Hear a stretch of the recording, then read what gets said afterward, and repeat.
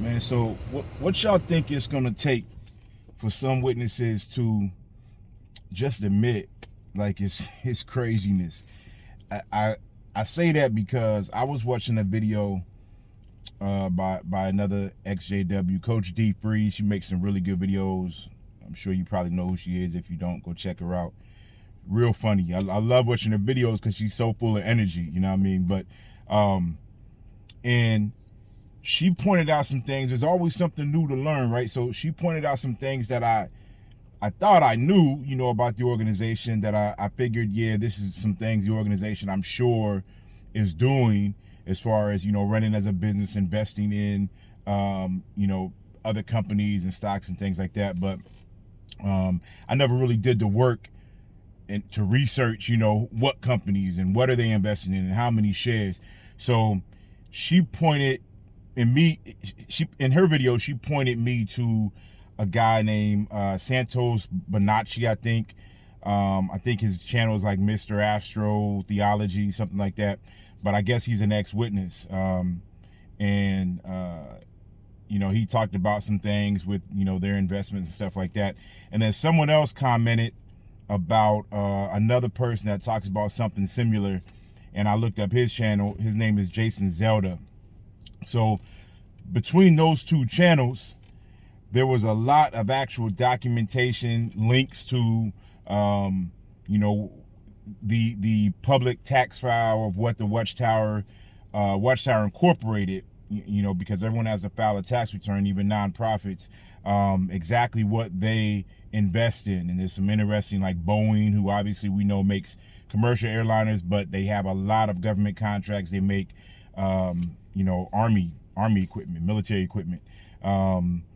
Honeywell, who has a lot of government contracts to help the military. So, I'm not going to name them all, but I'm going to put the links to those videos in the description to Coach D Free and then the other two channels. But after watching that yesterday, I talked to my cousin. My cousin is still a witness, but he talks to me, we're family, whatever. He knows about my videos and everything.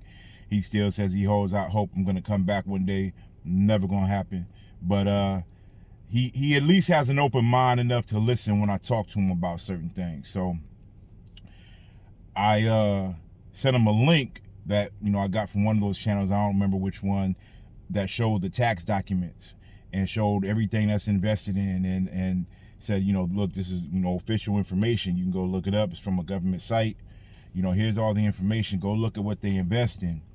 Most witnesses would say, no, I'm not even looking at that. That's apostate. But he went and looked at it. I'll give him that.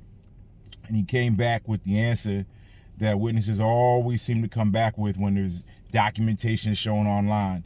It's the answer that they've been given, which is, oh, anyone can put anything online. That's just apostate nonsense.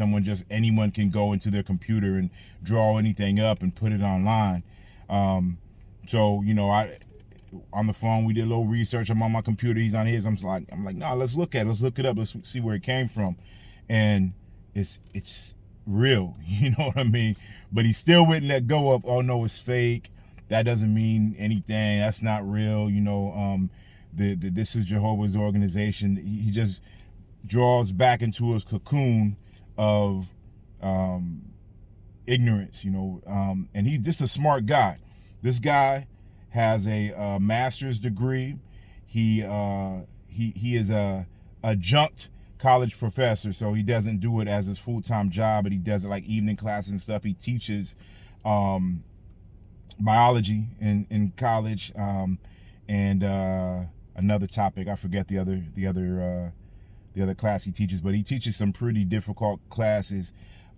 This guy makes, he makes a good living. He makes six figures. He has a beautiful family, nice home. This guy is not like some vagabond wandering the streets who's just, is not intelligent. This guy's very intelligent, but he's very indoctrinated, So we have a lot of intellectual conversations, not just about witnesses, about all kinds of stuff. I enjoy talking to him because he, like I said, he keeps an open mind with a lot of stuff. We talk about life on other planets, if it's out there. We talk about history and the whole ancient alien thing. We talk about a lot of different stuff, but with this particular thing, he won't let go. You know, he's still so indoctrinated that even faced with, hey, you know, I know you're intelligent. He invests in a lot of stocks too, so he knows how that goes. You know, we share a broker. You know, we have a broker, and sometimes I give him a stock tip. Sometimes he'll give me a stock tip. We'll call up the broker and say, hey, go buy this, you know, or sell this. So he knows about the stock market. So this is an informed person that, you know, we're having a conversation about.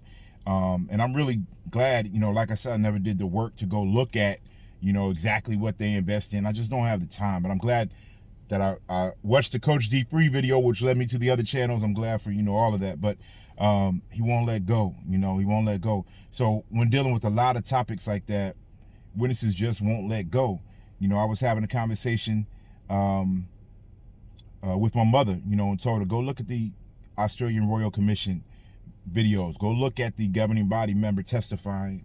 Go look at, you know, the actual comments that he said. No, I'm not going to do it. You know, that's just apostate nonsense.